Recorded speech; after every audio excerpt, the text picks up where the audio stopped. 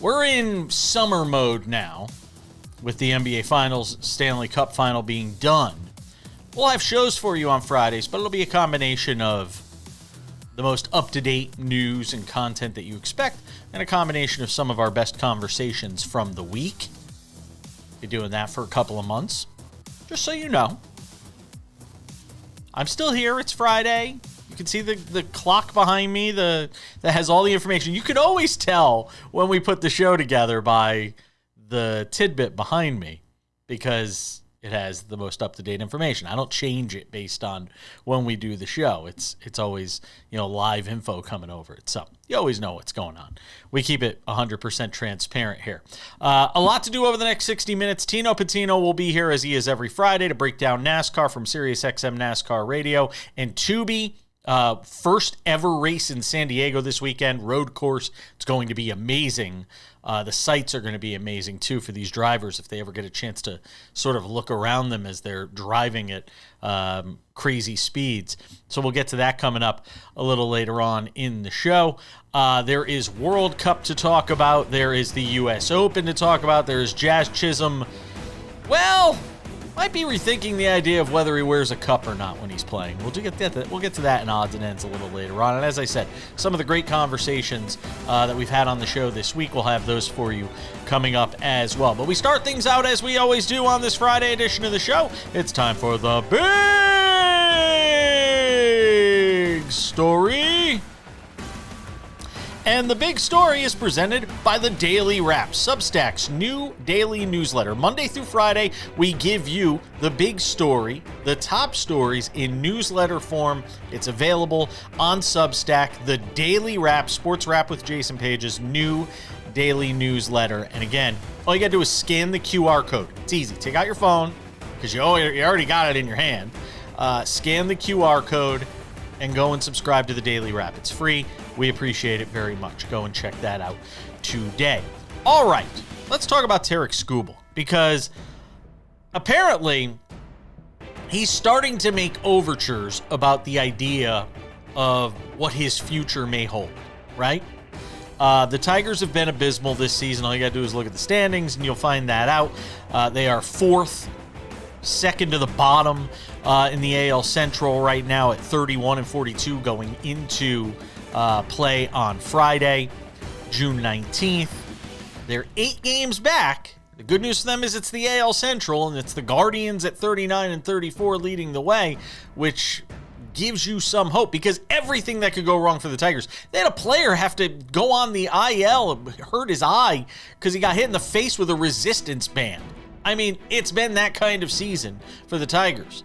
And Skubal was banged up. I mean, they've had injuries all throughout this lineup. So now they get Skubal back, and they have a huge series coming up this weekend with the Chicago White Sox. And Skubal's making it known through the press that if the Tigers don't start playing better, he may not be a part of whatever the future is in Detroit. And frankly, I think they're going to blow the whole thing up anyway if things go horribly for another month or so. Remember, you have until early August. You've got, another 6 weeks basically until the trade deadline.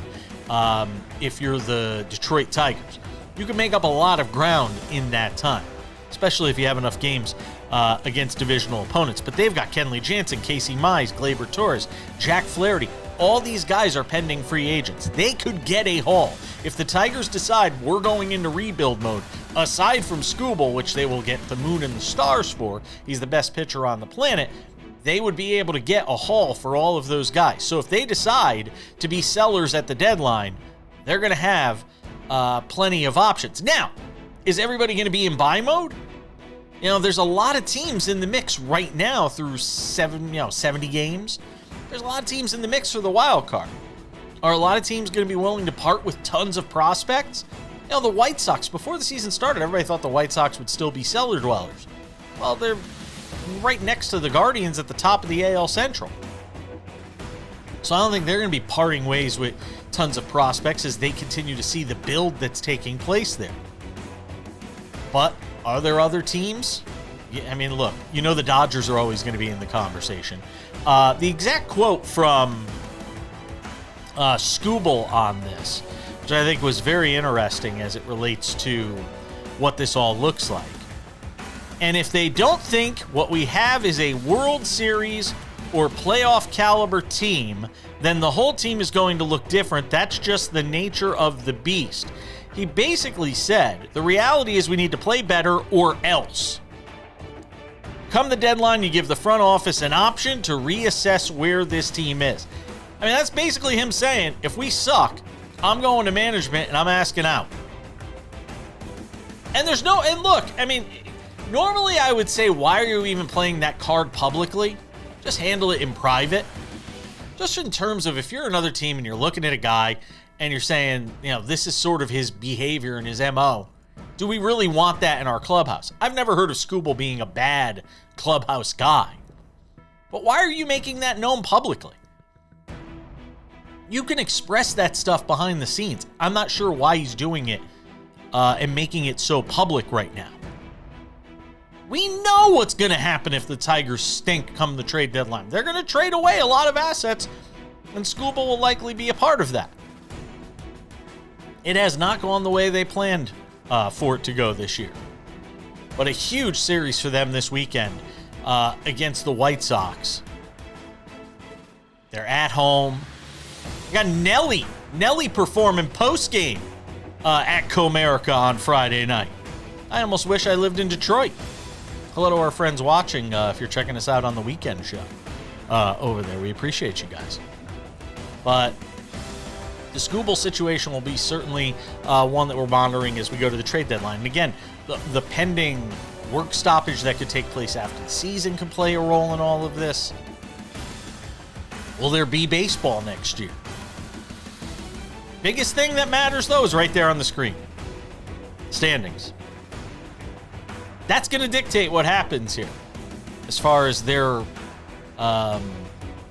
openness to moving Tarik Skubal. So we'll have to wait and see, obviously, what happens there. That is the big story. All right, we've got more to do on the show. Some of our great conversations from throughout the week. We have those coming up, including from the NBA and the NHL. Tino Pattigno later on in the show. Don't go anywhere.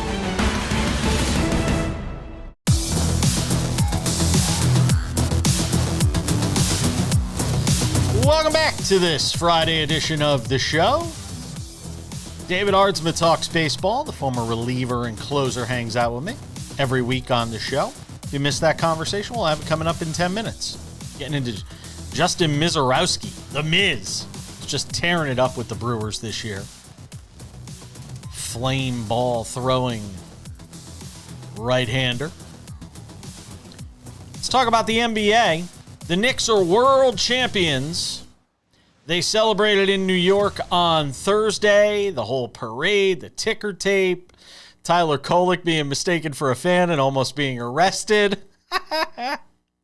Honored with keys to the city and making promises about next season, which obviously remains to be seen what this team looks like for next season. A lot of decisions for them to make as far as being able to keep some of their role players in this offseason. Kurt Helin of Pro Basketball Talk at NBCSports.com joined me on the show this week, as he does every week during the NBA season. I wanted to get his thoughts after a couple of days to marinate in this Knicks title.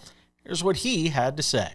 First, it was so much fun. Like this was really not just an entertaining finals, but an entertaining run by the Knicks, because this is a team where everything came together at just the right time, right? Like, this was always a good team. It was a 53-win team, but nobody had picked them because they were kind of in that, and I had them in the contender tier because I thought they were one of the best teams in the East, but it was like, are they going to be able to click? Is it all going to click for them at the right time? And it completely did. It reminds me in some ways, and maybe they last longer, but it reminds me in some ways of the 2011 Dallas team, where they had Dirk Nowitzki. He's pretty good. Like, they have this legendary guy, but really that team had, and veteran end of the career Jason Kidd at the point and other quality players, but it just, everything at the right time comes together and they're an unstoppable force. the Knicks were that. They were absolutely a joy to watch too. The way that they're poised, the way with which Jalen Brunson played, deserving Finals MVP. So that was one of my takeaways. It was just fun to watch. It was fun to watch everything click for a team and a city that had had so many years of bad luck and a lot of that driven by ownership. It all came together at the right time. And my other takeaway is that this was really a reminder about once you get to the second round of the playoffs and beyond in particular, but frankly, the playoffs in general, it's less about what your A-list superstars can do. And with all due respect to Brunson or Wemby, and really more about depth. It's more about, not putting out a weak link player. Like, who can I go at? It's Cleveland, and you're like, oh, but they got to play James Harden, and I can go at him. I can and frankly, Donovan Mitchell got some of that, where New York didn't have that guy. And frankly, the Spurs, we kind of thought didn't have that guy, but they became a six-man team. Like, they could play Dylan Harper. He was brilliant off the bench, in fact, better than Fox. But Luke Cornett became unplayable. And other guys that we thought would have an impact or at least be able to hold their own in those moments simply couldn't. And that was part of the reason where the Knicks could, Jose Alvarado's given them great minutes. That's Landry the guy Shamet, I was going to point to is Alvarado. And it's Mike Brown knowing. Yeah. And look, I am no bigger proponent of this when it comes to a manager in baseball, coach in hockey. We just saw it in the Stanley Cup final. A coach in the NBA, the NFL. Right. Know your personnel, and if you get anything out of this, it is Mike Brown knew his personnel. Kurt, yeah, he did, and he's an adaptable coach, which he wasn't always earlier in his career. This is he credits the time under Steve Kerr as an assistant. And by the way, if you remember during the 2018-2019 run, got forced into the big chair for a while during that run because of his ability to adapt there where the style was very different than what he'd done, and his growth as a coach really shone through here. And by the way, remember, and this push to fire Tom Thibodeau and hire Mike Brown started with James Dolan, and let's own it. James Dolan was right on this one, right? Like, all season long, they played. It took a while to find where Cat was going to fit in the offense. He kept playing six deep, and they could have won more regular season games, but they wouldn't be better prepared for the playoffs. And they get to the playoffs, and the funky lineups have to get thrown out because you're dealing with Wemby and Harper and Cat. Like, you've got all these really good players, and they're like, no, we got this. We can put again. Mitchell Robinson, you need to step up for a night. You can do it. Like, they were able to have guys ready and able to go. What do you make? I want to get your opinion on this because it is a hot topic of conversation. What did you make of the way Wemby sort of, behaved at the end of this thing where he walks off the court, he doesn't shake hands with anybody? A lot of people are making a big deal out of it, and take that and wrap it up into the entire Wemby package for this postseason, for this particular series. Some people thinking maybe he's a little dirty and certain type of the way he's playing. What's your overall takeaway on Wemby? The fact that he's a little dirty and a little feisty is good for him because the book on him forever is going to be push him around. He's too thin. And by the way, it kind of worked. Like, Cat did a better job. And frankly, even in the previous round, Isaiah Hartenstein had his minutes, right? That's going to be the book you're going to need to go get. If you're the Utah Jazz this summer, you're looking at the West, and then you're looking at Walker Kessler and thinking, we kind of got to have him, right? Like, you're going to have to re-sign him, and it may cost a little more than we want, but we need a guy like that. With Wemby, I think you saw, and I think this was true with them in a lot of ways, you just saw some of that youth that didn't show up against Oklahoma City because it was a familiar opponent. They'd played them so many times that it didn't have the same. It was playing playing the Thunder rather than oh my gosh, we're in the finals and having these moments. But I think he comes out of this learning some lessons, and the Spurs come out of this learning some lessons and come back a better team for it, which is to be expected. Wemby's 22, and he's outside of Harrison Barnes, nobody on this team is, and Fox, nobody's really old. Yeah, and even Fox is what, 28? He's not. Yeah, he's not. He's still in his prime. He is still like if you tried to trade him tomorrow, he would still have, I know he had a rough finals. He'd have huge value around him. He's an all-star player. You'd have huge value around him. Right, yeah, I agree with that. And I also think part of this, and I only have 30 seconds here, is it almost felt like beating Oklahoma City was their NBA finals. Now in retrospect, and you really look back at it. I think they kind of thought that. And I also think they learned, look, as good as Fox and Harper and Kessel are, we're going to need to go get a wing defender. You're going to need an OG Anunoby type or an Aaron Gordon type, but you need some other size up front. Yeah. So I think they learned some stuff about what they want to do, but they're so well positioned that they'll be able to do it, and the stars will just get better. We're talking baseball with David Aardsma next.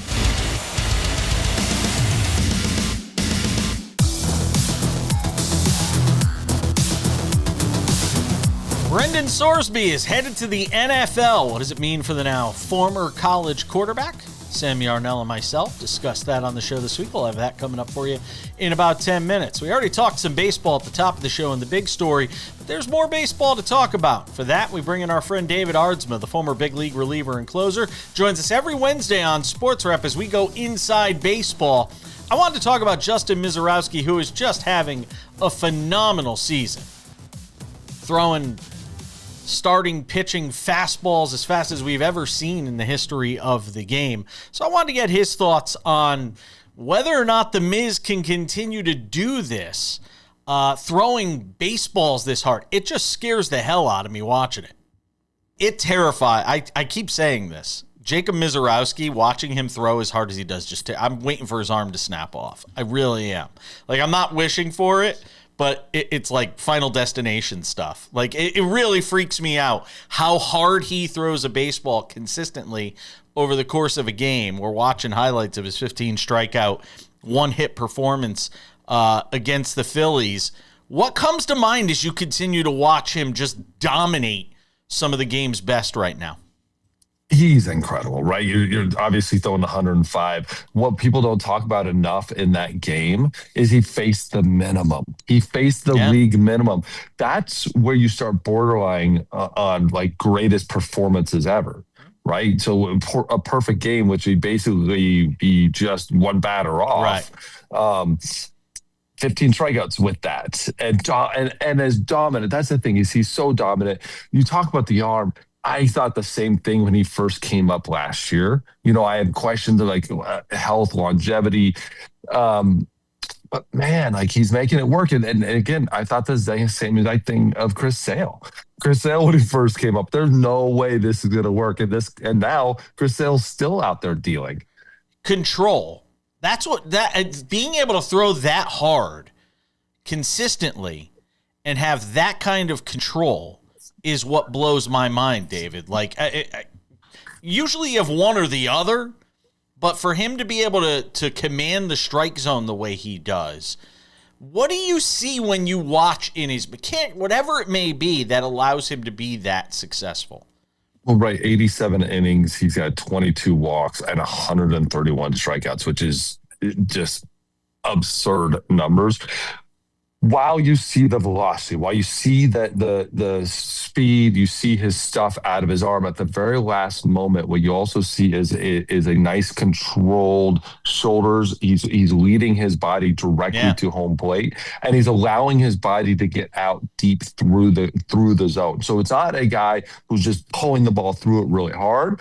He's very controlled and directive through that catcher. And so when you see something like that, that's when you know direction is always going to be on top of it. Now, again, we're going to have outings that he's going to fall apart for an outing here or there. But I'll tell you what, over those last couple, against Houston, against Colorado, again, that game against Philly, it just keeps getting better. And that's the scary thing. Yeah. He's young. He's I didn't realize he was 6'7". 6'7". He's a string bean, though. He's really thin. And then you look at his legs and you see where he's getting so much of that power from. As skinny as he is on the upper body, his legs, like his thighs, are really big. He's built. Yeah. He's built down there. And so it's impressive. And it's just a matter of, like you said, when is this going to stop? When is he going to have an arm? Something you would imagine would, but he is testing what we're capable of doing as a human beings. He's right now the litmus test. He's the one that's going out there and testing it. Yeah, and look, I think people will say, well, Nolan Ryan was able to do it into his 40s.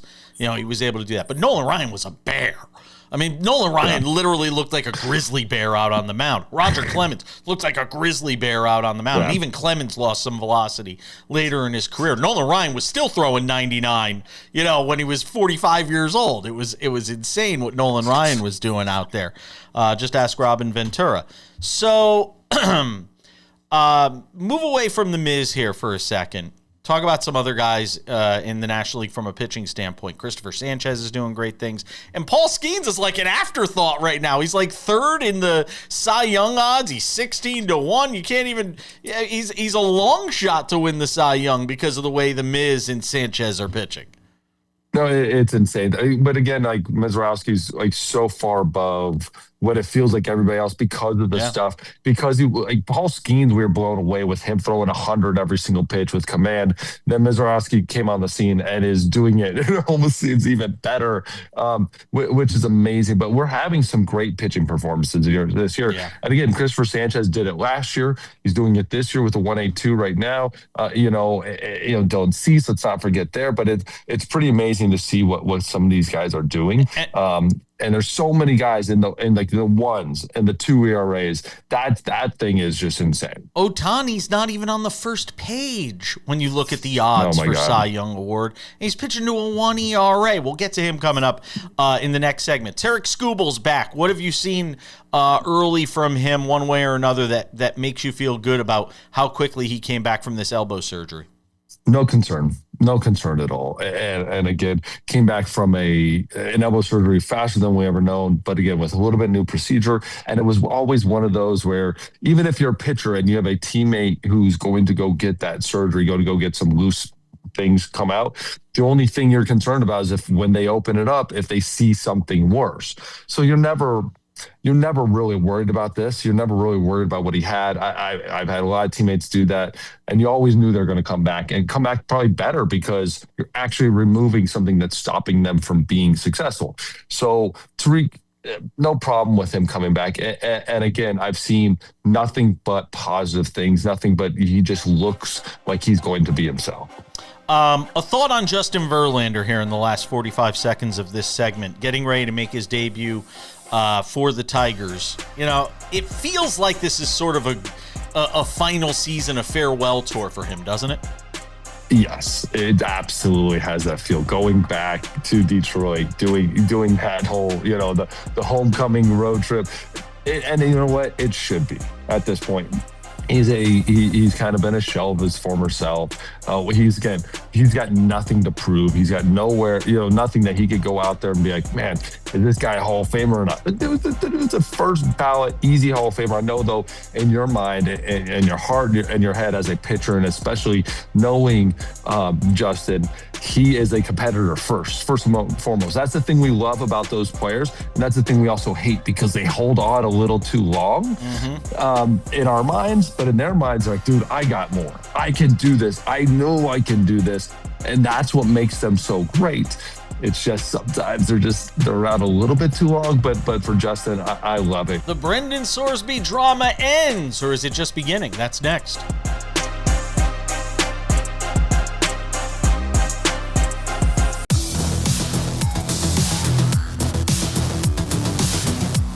All right. Tino Pattigno joins us in 10 minutes to talk NASCAR, this weekend's big race in San Diego. One of the big stories this week was Brendan Sorsby not going to play any more college football. It appears he's headed to the supplemental draft and the NFL. Wanted to get Sam Yarnell's thoughts on that. He hangs out with us every day on SportsWrap. Take it away, Sam. Jason, this to me just screams very clearly somebody at Texas Tech with, and I shouldn't say somebody's, like it's not someone employed by the university. Someone affiliated with Texas Tech via their money, somebody with a lot of it, as many of the alum do down there in Lubbock. Money talks. Definitely walked into that athletic director's office and said, I'm tired of all of this. bad attention that we're getting. I'm tired of all the reporters constantly being on campus. I'm tired of, schools threatening to not play us during football season. Get rid of the kid. My NIL money is not going to pay for, this kid, this controversy that he brings with him to, the beloved, for this person, Texas Tech University. I'm glad, thank goodness, that, I don't want to say cooler heads prevailed, because in college football, I don't know if there ever are cool heads, Jason, but thank goodness common sense prevailed. Thank goodness somebody with their head screwed on at least a little bit straightly stepped into that room and said, listen, we got to do something that's best for this athletic department. And that means not having Brendan Sorsby a part of it. Now, the Brendan Sorsby part of it all is very interesting, right? You're coming off of a year where we kind of all agree this is a very weak QB class in the regular NFL draft, and now we're talking about the supplemental NFL draft, which most people haven't talked about since what, the 90s, the 80s, Blair Thomas, when you still had meaningful people coming out of the supplemental draft. I am very interested to see how these next couple of weeks, next couple of months play out for Brendan Sorsby, because, Jason, non-zero chance the kid's starting games for the Browns this year. Oh, stop it. No, it is a zero chance. I wonder if an NFL team even wants to touch him, given what he's been wrapped up in. I mean, the number of bets he placed while in college. Look, I take this as somebody who is a lifelong recovering degenerate gambler. Okay, you don't turn that switch off. You don't flip that switch off magically. It's very difficult to reform, especially at a young age. Brendan Sorsby's young, to try and sort of flip that off. In fact, this is kind of funny, funny, not funny.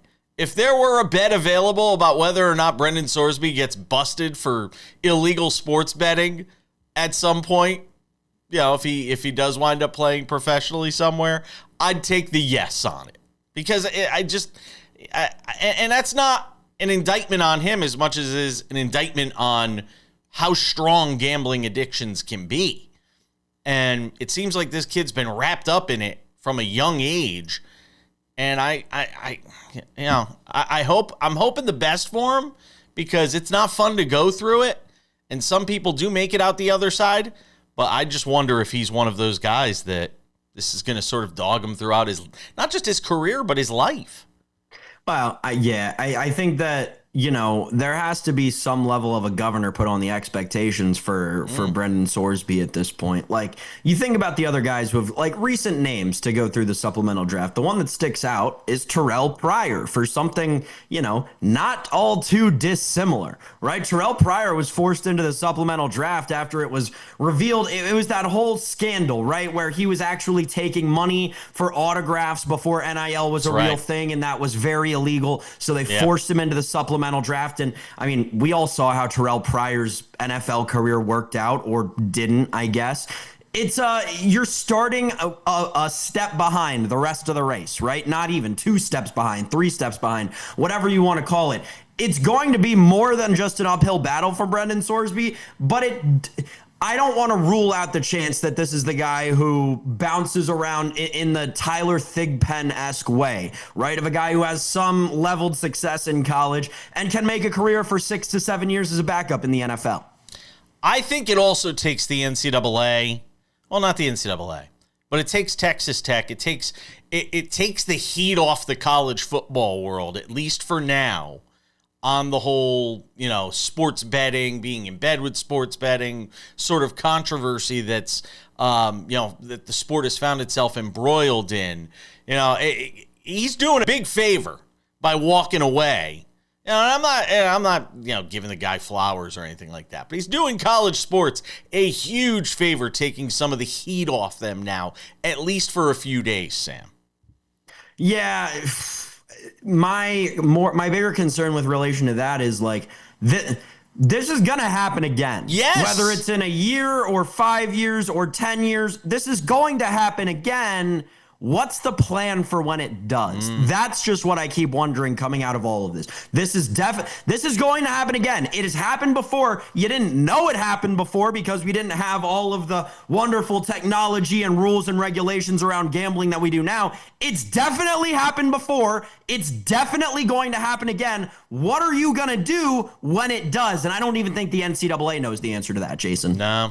I just think it's too difficult, and I think the lure of being able to make money and the addiction, there is an addiction culture out there, an addiction business out there, and I think it's going to be very difficult for college sports as we continue to sort of go through the months and years, and now with prediction markets, it gets even trickier. It's going to be even more difficult, I think, for everybody to sort of get their arms around this issue. We'll see what happens to Brendan Sorsby. I don't think he has a chance in hell of winding up in the NFL. I'd take the no on that if we were placing a bet on it. But all it takes is one team that's desperate enough and think they could be the one to reform them. We'll see what happens. Tino Pattigno talks NASCAR next.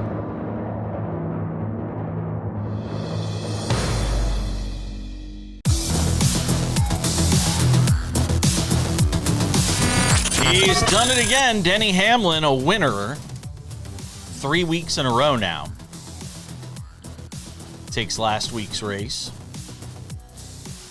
It is remarkable what Denny Hamlin is doing right now. Tino Pattigno, who joins us every Friday on the show to preview the NASCAR race of the week and talk about everything going on in the sport.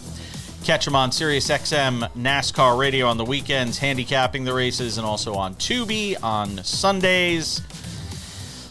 Tino, I'm running out of, I said this to our friend Jerry Bonkowski on Monday, I'm running out of superlatives to describe what Denny Hamlin is doing right now. It was Tyler Reddick in the first quarter of the year. Now it's Denny Hamlin doing his thing. And I asked Jerry this question. I've asked it to you. Who's that next driver to go on a run? And when we start talking about road courses, you give me Shane Van Gisbergen, but we still need to see him win on an oval. This is sort of a 2-week respite for a guy like Van Gisbergen who gets to get back to his roots on this road course. And they'll be at Coronado in San Diego this weekend for the first NASCAR event, Cup Series event held in San Diego. So give me some thoughts here on Hamlin's latest win after having a few days to let it digest. It's impressive that he continues to do things he hasn't done, and not only with him being as fast and as strong as he has been, but also his age, right? That's the primary factor we're talking about. The fact that he's been around for so long and has never had a three-peat, 3 wins in a row, and now he gets it done when he's seemingly at his best. Awesome to see. And it's just the fact that they're clicking on all cylinders. Now, this is like, we're going to talk about point standings, the battle right now between him and Tyler Reddick. Well, this is where the space will open up again. The next 2 weeks, one street course, one road course.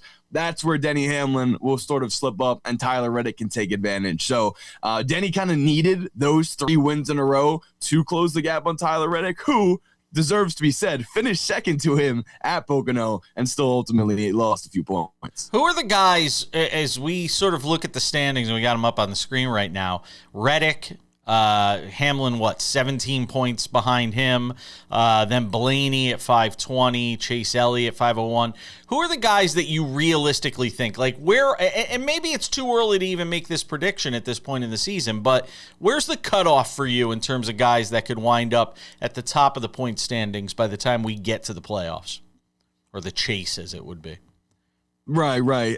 In terms of capable of winning a championship, I would say 6 to 7 drivers right now seem capable to me. Now, on a week-to-week basis, it's only Toyotas that seem like they have race-winning speed, like can go out and dominate a race. We saw it at Pocono too last week. I think this is a great point.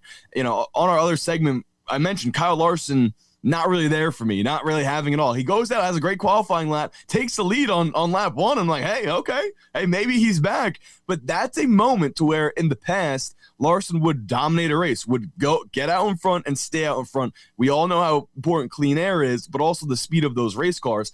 It's really just not where they used to be. So I say this because Reddick, Hamlin, Briscoe, even Ty Gibbs, with how well he's performing, 5th in the standings right now. Those are 4 championship contenders. Ryan Blaney's a 4, Chase Elliott, and then you kind of got to go and say, well, Kyle Larson should be, William Byron should be, and that's where I get to 6 or 7 championship contenders at this point.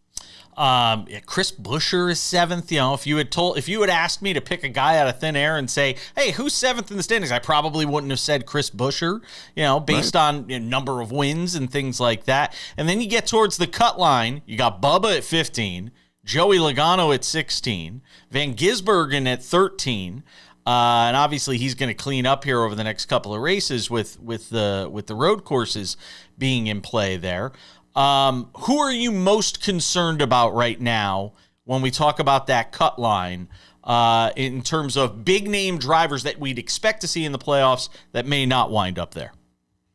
Well, right now I think it's very timely to say Christopher Bell. With the wrist injury he sustained in Michigan, ultimately great strategy at Pocono, a chance to potentially win that race after you could tell he wasn't up to where he needed to be speed-wise. It was a top 20 car, but 20th on back.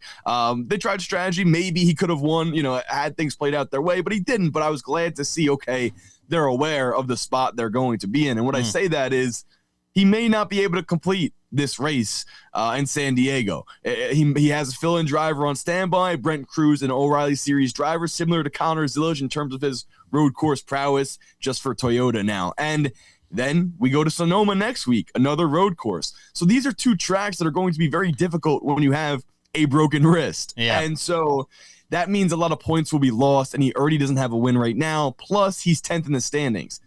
I'm not concerned if I'm making the chase. He should be able to do so even if he loses and drops to 13th, 14th.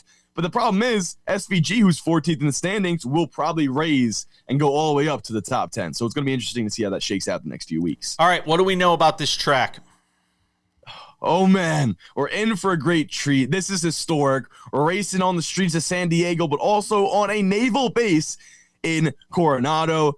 Just really cool to see NASCAR continuing to evolve the sport, do things like this, and honor, the military, America's heroes, and America 250 in this specific instance here. 16 turns, but the way that I look at it, these turns are more so sections, and that's how SVG described it as well, because they're not full-length turns. They're not, like, they really bleed into the next one after another.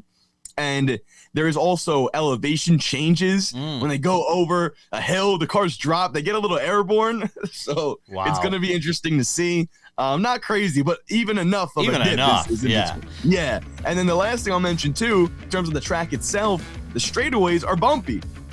And why are they bumpy? Because they're highways. These are roads that people have driven on thousands of cars. So very technical, and you're going to need to be perfect. Who wins? Real quick, I got 10 seconds. SVG. All right. It's a road course. Yeah, I know. Who could win if not SVG? Real quick. Ty Gibbs. I'll go Ty Gibbs on SVG. Tino Pattigno, catch him this weekend. Thank you. Thank you.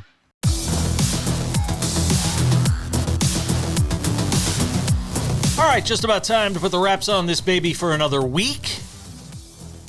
Don't forget SportsWrap weekends on many of these same affiliates. If not, check your local listing for time and schedule. It's like the Monday through Friday version of the show, just cut in half. 30 minutes, best conversations that we've had from throughout the week, and sometimes even some breaking news tidbits and notes when we put that together. Check out SportsWrap weekends, again, on many of these same affiliates. If you're looking for your affiliate, by the way, you can find it over at sportswrap.tv. The Sports Wrap with Jason Page podcast, the audio version of this show, Monday through Friday, available where you get your podcasts. Go and check it out. Spotify, Apple Podcasts, YouTube Podcasts, iHeartRadio, TuneIn, Odyssey, Amazon, anywhere you get a podcast, you can listen to this show. Crystal clear audio, Monday through Friday, available every afternoon. Go and subscribe to that. Also, the Sports Wrap with Jason Page YouTube channel is the place to find all things Sports Wrap with Jason Page. The Monday through Friday TV version of the show is available there. We strip the commercials out of it. It's 45 minutes waiting there for you like a hug from a good friend. Go and subscribe to our YouTube channel. Extended conversations are there. Sports Wrap shorts are there. Sports Wrap originals are there. Yesterday, we had a great edition of the big story in the show. We put that there. Go and check out the Sports Wrap with Jason Page YouTube channel today. The Sports Wrap website, I mentioned it briefly a moment ago. SportsWrap.tv is the place to find all things Sports Wrap with Jason Page. And I mean everything. The TV version of the show, clips from the show, Sports Wrap shorts, the podcast, the daily wrap. If you want to subscribe, you could just go to sportswrap.tv and subscribe to the daily wrap. Put in your email address, boom, you'll have it sent to you every morning or every afternoon when we put it together. You could have the daily wrap. Our new newsletter is available there. And as I said, you can go and find your affiliate to watch us on TV. We're on 270 affiliates around the U.S. and Canada. It might even be closer to 300, but we say 270 to be on the safe side because sometimes stations leave, come on, drop off, all that stuff. SportsWrap.tv. Go and type in your city and state, and you'll see the affiliate listed right there at sportswrap.tv. Do that today. And without any further delay on this Friday edition of the show, it's time for some odds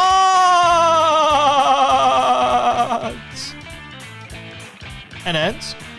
Odds and ends, the U.S. Open going on out at Shinnecock Hills, and the story so far through the first round plus has been Wyndham Clark. He will likely be your leader when we get to the end of Friday. And again, we put the show together on Friday morning, early Friday afternoon, so it's hard for us to obviously give you an exact landing spot. But a lot of guys in the mix after Wyndham Clark, but as of right now, he's going to have to come back to the pack this weekend. The best score ever through 36 holes at Shinnecock Hills in a major is 6 under. He was at 7 more than halfway through his round on Friday. So he's going to have to come back to the pack this weekend for anybody to have a shot to win this U.S. Open. And Wyndham Clark's a guy that's won an Open before and certainly has put his game back together after it unraveled for him for a little while and is certainly in the mix to get a win at Shinnecock Hills this weekend. A lot of other guys out there and certainly in contention. We will have a full recap of the U.S. Open on Monday's show. All right. Maybe the low light of the week in sports. Watch what happened to Jazz Chisholm. Oh, can we see that again? The Yankees second baseman took one, to a place you just don't want to take one. And it's really funny, not in a ha-ha way, but interesting, because a couple of days ago I was looking at Jazz Chisholm and the way he wears his uniform. He wears a sort of old school baggy, pulls the pant legs up to his knees. It's a really cool look. But as you look at him, you say, I don't think he's wearing a cup. And look, this isn't anything crazy. You can see a noticeable difference in the way a guy's uniform fits. We'll just say it that way. When they're wearing a cup. And you can tell Jazz Chisholm probably isn't wearing one. Well, now we know he isn't wearing one because he took one to the nether regions yesterday. He actually had to leave the game. Sometimes guys get hit in a sensitive spot.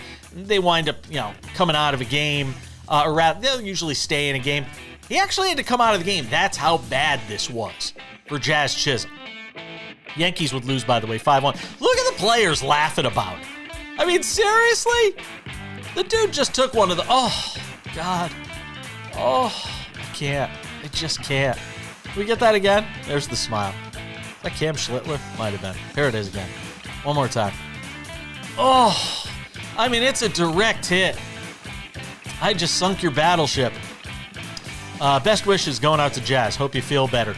By the time you watch this, we will have known what happened between the U.S. and Australia in the World Cup. These were the standings going into Friday, with the United States coming off that great win against Paraguay, and we'll have to see how they do against Australia, who played very well in their opening match. A complete recap of that on Monday's show and a full rundown of where we are as far as the World Cup. That's the Group D standings.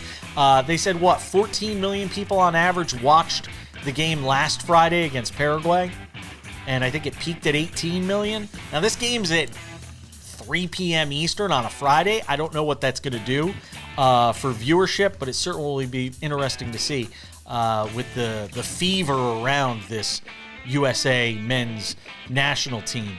How many people are watching. That is going to do it for us on this Friday edition of the show. Thanks to our guests who joined us throughout the entire week. Thank you to Tino Pattigno, who always hangs out with us on the show on Friday, Sammy Arnell, who joins me throughout the week as well, and all of you at home for watching. Have yourselves a great weekend wherever you are. Make sure to check out Sports Wrap Weekends. Otherwise, we'll see you back here on Monday for an all-new edition of Sports Wrap. Bye-bye.